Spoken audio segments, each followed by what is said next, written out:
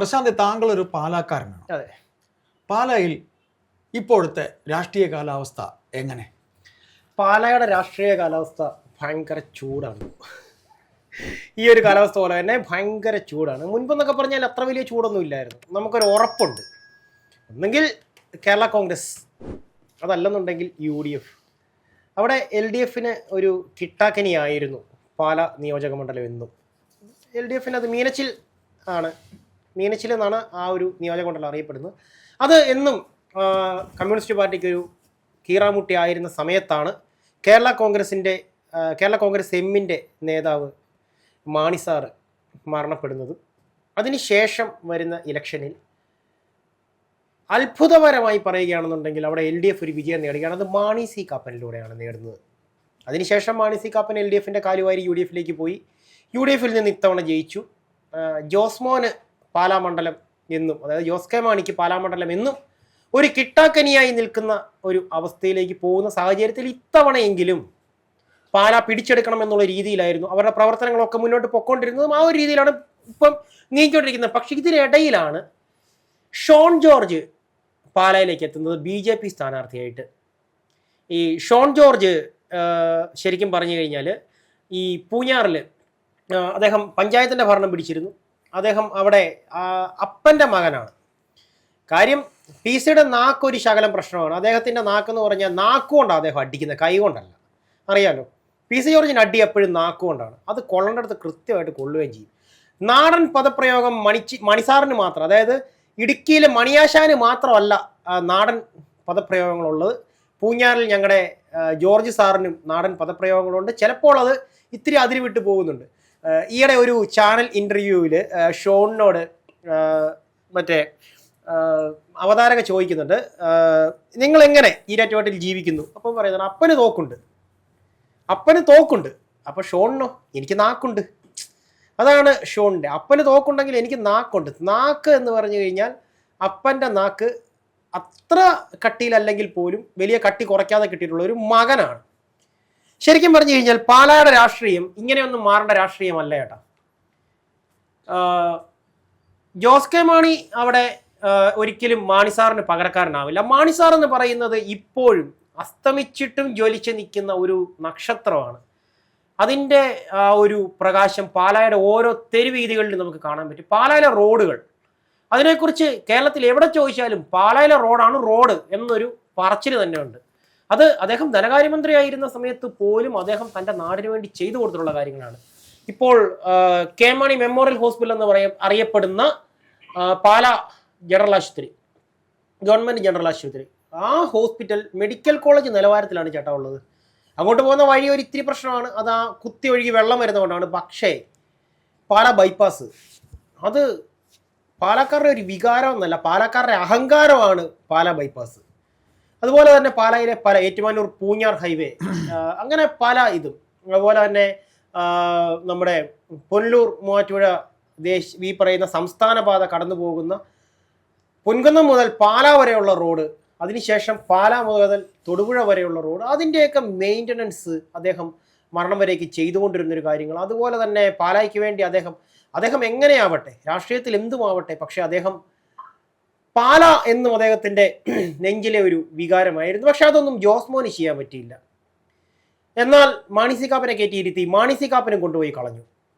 UDFിൻ്റെ കയ്യിലിരിക്കേണ്ട സീറ്റാണ്, അത് മാണി സി കാപ്പൻ കൊണ്ട് നശിപ്പിച്ചു. ആ സമയത്താണ് ഈരാറ്റുപേട്ട പൂഞ്ഞാറിൽ ഈ പറയുന്ന ഷോൺ ജോർജ് അദ്ദേഹം അവിടെ ചെയ്തിട്ടുള്ള കാര്യങ്ങൾ എന്നും LDFിനെതിരെ എന്നും ശബ്ദമുയർത്തിയിട്ടുള്ള, അല്ലെങ്കിൽ കമ്മ്യൂണിസ്റ്റ് പാർട്ടിക്കെതിരെ എന്നും ശബ്ദമുയർത്തിയിട്ടുള്ള ഷോൺ ജോർജ് വാഗമൺ റോഡ് ഹൈവേ നിലവാരത്തിലേക്ക് പണിയുമ്പോൾ ഊരാളുങ്കലിന് കൊണ്ടേ അടവ് വെച്ചു എന്ന് പറഞ്ഞ് ഓരോ ദിവസവും അവിടെ നടക്കുന്ന അനീതികളെ മുഴുവൻ ജനങ്ങളിലേക്ക് എത്തിയ ഷോൺ ജോർജ്, യുവത്വത്തിന്റെ വികാരം അറിയാവുന്ന ഷോൺ ജോർജ്, യുവജനത എന്താണ് ആഗ്രഹിക്കുന്നതെന്ന് വ്യക്തമായും ശക്തമായും അറിയാവുന്ന ഷോൺ ജോർജ്, ക്രിസ്ത്യൻ വോട്ടുകൾ, പാലായിലെ ക്രിസ്ത്യൻ വോട്ടുകൾ എത്രയാണെന്ന് കൃത്യമായിട്ട് അറിയാവുന്ന, പാല ഒരു ക്രിസ്ത്യൻ മണ്ഡലം തന്നെയാണ്, അതൊരു ഹിന്ദു മണ്ഡലമല്ല. ക്രിസ്ത്യാനിറ്റിയുടെ വേരോട്ടം ഏറ്റവും ശക്തമായിട്ടുള്ള ഒരു മണ്ണാണ് പാല. പാലായെക്കുറിച്ച് പറയുകയാണെന്നുണ്ടെങ്കിൽ തൃശ്ശൂരുകാർക്ക് പുത്തൻപള്ളിയാണെന്നുണ്ടെങ്കിൽ പാലാക്കാർക്ക് പാല കുരിശുപള്ളി ഒരു വികാരമാണ്. പാലായുടെ മുഖചിത്രമാണ് കുരിശുപള്ളി. സിനിമകളിൽ പോലും പറഞ്ഞു വയ്ക്കപ്പെടുന്ന പാലാപ്പള്ളി തിരുപ്പള്ളി എന്ന് പറയുമ്പോൾ പോലും എടുത്തു കാണിക്കുന്നത് പാലാ പള്ളിയല്ല കാണിക്കുന്നത്, പാലായുടെ മുഖമായിട്ടുള്ള കുരിശുപള്ളിയാണ് കാണിക്കുന്നത്.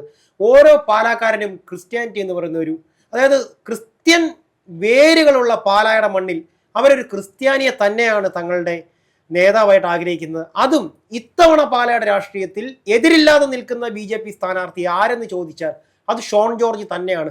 രാജീവ് ചന്ദ്രശേഖരൻ എന്ന് പറയുന്ന ലീഡറുടെ പൊളിറ്റിക്കൽ സ്ട്രാറ്റജി, അദ്ദേഹത്തിൻ്റെ സ്ട്രൈക്ക് എന്താണെന്നുള്ളത് ഞാൻ പറഞ്ഞു തരണ്ട. നിയമത്തിൻ്റെ സ്ഥാനാർത്ഥിയാണ് അദ്ദേഹം എന്താണ് എങ്ങനെയാണെന്നുള്ളത് അയ്യപ്പൻ ചേട്ടന് ഞാൻ പറഞ്ഞു തരേണ്ട ആവശ്യമില്ല. അദ്ദേഹത്തിലൂടെ കേന്ദ്രം BJP ഭരിക്കുമ്പോൾ അദ്ദേഹത്തിലൂടെ ഷോൺ ജോർജ് പാലയിലേക്ക് കൊണ്ടുവരാൻ വരുന്ന വികസനങ്ങൾ ഒരു തവണ ഷോൺ ജോർജിന്റെ കൈകളിലേക്ക് പാല ചെന്നിട്ടുണ്ടെങ്കിൽ പിന്നീട് LDF സപ്പോർട്ടോട് കൂടി നിൽക്കുന്ന ഈ പറയുന്ന കേരള കോൺഗ്രസിനും UDF-നും പിന്നീട് പാല മണ്ഡലം അതൊരു കിട്ടാക്കനി തന്നെയാണ്. പിന്നീട് അത് കിട്ടില്ല, അവർക്കത് എന്നേക്കുമായി നഷ്ടപ്പെടുകയാണ്. കാരണം അതെങ്ങനെ ഭദ്രമായി കൊണ്ടു നടക്കണം, എങ്ങനെ അത് ചെയ്യണം എന്നുള്ള കാര്യങ്ങൾ കൃത്യമായും വ്യക്തമായും അറിയാവുന്ന ഒരു നേതാവാണ് ഷോൺ ജോർജ്. യുവത്വത്തിന്റെ പ്രതീകമാണ് ഷോൺ ജോർജ്, യുവരക്തമാണ്. എനിക്കൊരു ചോദ്യം ചോദിക്കാനുള്ളത്, ഈ മാണി സി കാപ്പൻ വീണ്ടും അവിടെ ജയിക്കുമെന്ന് ഒരിക്കലുമില്ല ഞാൻ പറയുകയാണ്. അതായത് അവിടെ നിന്ന് അദ്ദേഹം ജയിക്കുമെന്ന് അദ്ദേഹം ഉറപ്പിച്ച് പറയുന്നു. ജോസ്മോൻ അവിടെ മത്സരിക്കണം, അതായത് ജോസ് കെ മാണി മത്സരിക്കണമെന്ന് എന്തുകൊണ്ട് ജോസ്മോന് ജയിച്ചുകൂടാ എന്നും അദ്ദേഹത്തിൻ്റെ അനുഭാവികളും പറയുന്നുണ്ട്.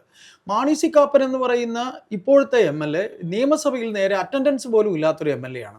അവിടെ നിയമസഭയിൽ അദ്ദേഹം കൂടെ പങ്കെടുക്കേണ്ട ബഡ്ജറ്റ് സമ്മേളനത്തിൽ എല്ലാ MLA-മാരും പങ്കെടുക്കേണ്ടതാണ്. അദ്ദേഹം എവിടെയോ പോയിരിക്കുന്നു. അദ്ദേഹം പറഞ്ഞിരുന്നു ബഡ്ജറ്റിൻ്റെ ആ കഴിഞ്ഞ ശേഷം എല്ലാവർക്കും കൊടുക്കുന്ന സാമാജിക കൊടുക്കുന്ന ബുക്കുണ്ട്, ഈ ടോട്ടൽ എന്താണ് ഈ ഇതിൻ്റെ ഉപക്രമം എന്തൊക്കെയാണ് നടന്നിരിക്കുന്നത്, ആ സംഗ്രഹം കൊടുക്കും, അത് മതി എന്നാണ് അദ്ദേഹം പറഞ്ഞത്. അപ്പോൾ എൻ്റെ സംശയം, ഈ പറയുന്ന രീതിയിൽ പ്രശാന്ത് തന്നെ തുടക്കത്തിൽ പറഞ്ഞു, ഈ ബഹുമാനപ്പെട്ട ഈ നമ്മുടെ ജോസ് കെ മാണിക്ക് അല്ലെങ്കിൽ ഇദ്ദേഹത്തിന് ഇപ്പോഴത്തെ മാണി സി കാപ്പന് ഒക്കെ ഈ മണ്ഡലം എന്തുകൊണ്ട് നഷ്ടപ്പെടും എന്ന് കൃത്യമായി ഒന്ന് പറയാമോ? ചേട്ടാ അതിനകത്ത് അതുകൂടെ പറഞ്ഞുകൊണ്ട് നമുക്ക് ചേട്ടാ അതിനകത്ത് ഒറ്റ ഉത്തരവേ ഉള്ളൂ. മരണം വരേക്കും, അതായത് LDF-ൽ നിന്ന് UDF-ലേക്ക് പോയി പിന്നീട് മരണം വരേക്കും UDF-ന്റെ സപ്പോർട്ടോട് കൂടിയാണ് കേരള കോൺഗ്രസിൽ മാണി സാർ നിന്നിരുന്നത്.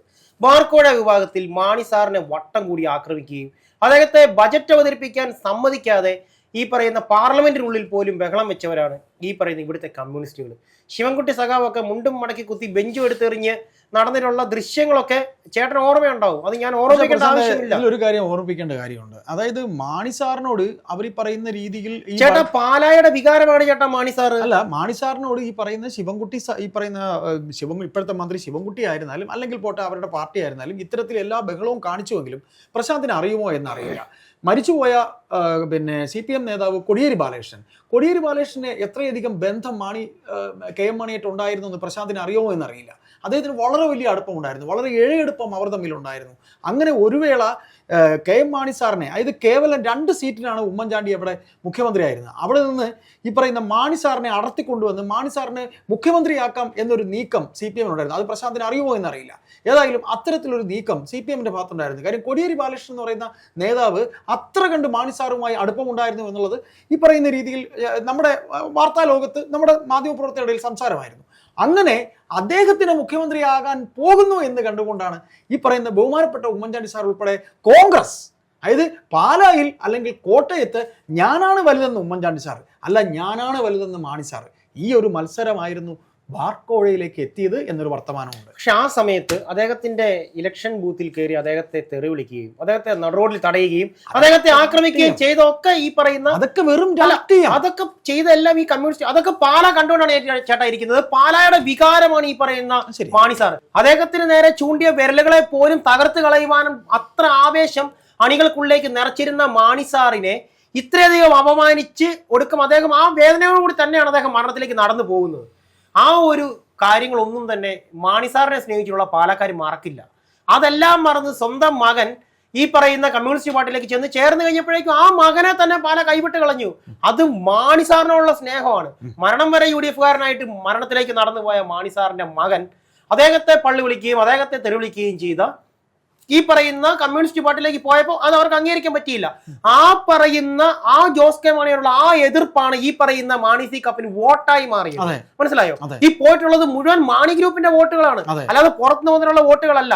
ഈ പറയുന്ന പാലായുടെ വോട്ട് എന്തായിരുന്നു? UDF വോട്ട് ബാങ്ക് എന്തായിരുന്നു? അത് കേരള കോൺഗ്രസ് ആയിരുന്നു. ആ കേരള കോൺഗ്രസിന്റെ വോട്ടുകൾ എങ്ങോട്ടേക്കാണ് പോയത്? അത് പോയത് മുഴുവൻ ഈ പറയുന്ന UDFിലേക്കാണ്, ഈ പറയുന്ന കാപ്പനിലേക്കാണ് പോയത്. പക്ഷേ സ്വർണ്ണത്തളിയെ കയ്യിൽ കിട്ടിയ അതിനുള്ളിൽ ചാണകം നിറയ്ക്കുകയാണ് കാപ്പൻ ചെയ്തത്. പാലായ്ക്ക് വേണ്ടി ഒന്നും ചെയ്തിട്ടില്ല. പാലായുടെ MLA ഞങ്ങൾ പാലായി കണ്ടത് ഇലക്ഷന് വേണ്ടി വോട്ട് തണ്ടാൻ വരുമ്പോൾ മാത്രമാണ്. അങ്ങനെ ഒരുത്തരെ ഞങ്ങൾ ജയിപ്പിച്ചു വിടണോ? ഒരിക്കലും ചെയ്യില്ല എന്ന് പാലക്കാർ തീരുമാനിച്ചാൽ അതിലൊരു തെറ്റ് പറയാൻ പറ്റില്ല കേട്ടാ. പാലായുടെ രാഷ്ട്രീയം എന്നും ജനങ്ങളുടെ രാഷ്ട്രീയമാണ്. അല്ലാതെ പാലാ നേതാവിനെ കണ്ട് നിന്നിരുന്ന കാലം അത് മാണിസാറിനോട് കൂടി തീർന്നു. മാണിസാറിന്റെ അന്ത്യത്തോടു കൂടി നേതാവിനെ കണ്ട് വോട്ട് ചെയ്യുന്നത് തീർന്നു. ഇനിയിപ്പോൾ ചെയ്യുന്ന വോട്ടുകൾ തങ്ങൾക്ക് വേണ്ടി ആരെന്ത് ചെയ്യുന്നു അയാൾക്ക് വേണ്ടി വോട്ട് ചെയ്യുന്നു എന്ന് പറയുന്ന ഒരു രീതിയിലേക്ക് പാലാ മാറുമ്പോൾ ഇത്തവണ നിസ്സംശയം പറയാൻ പറ്റും ഷോൺ ജോർജ് ആണ് ഇനി പാലായുടെ മുഖമായി വരാൻ പോകുന്നത്. BJPക്ക് കേരളത്തിൽ എവിടെയെങ്കിലും എതിരില്ലാതെ നിർത്തി ജയിപ്പിക്കാൻ പറ്റുന്ന ഒരു സ്ഥാനാർത്ഥി ഉണ്ടോ എന്ന് ചോദിച്ചു കഴിഞ്ഞാൽ അത് നിസ്സംശയം പറയാം, അത് ഷോൺ ജോർജ് ആണ്. കാരണം യുവത്വത്തിന്റെ ശബ്ദമാണ്, യുവത്വത്തിന്റെ മുഖമാണ്, യുവരക്തമാണ്. ഇനിയും ഒരുപാട് കാര്യങ്ങൾ പാലായ്ക്ക് വേണ്ടി ചെയ്യാനുണ്ട്. ഇത്തവണ സന്തോഷത്തോടു കൂടി മനസ്സ് നിറഞ്ഞ് നമ്മുടെ BJPക്ക് ചിരിക്കാം. കാരണം എന്തെന്ന് ചോദിച്ചാൽ ഇത്തവണ ജയിക്കുമെന്നുള്ള ഉറപ്പ് അത് 90% അത് 100%. കണ്ടറിയുക തന്നെ ചെയ്യാം നമുക്ക്.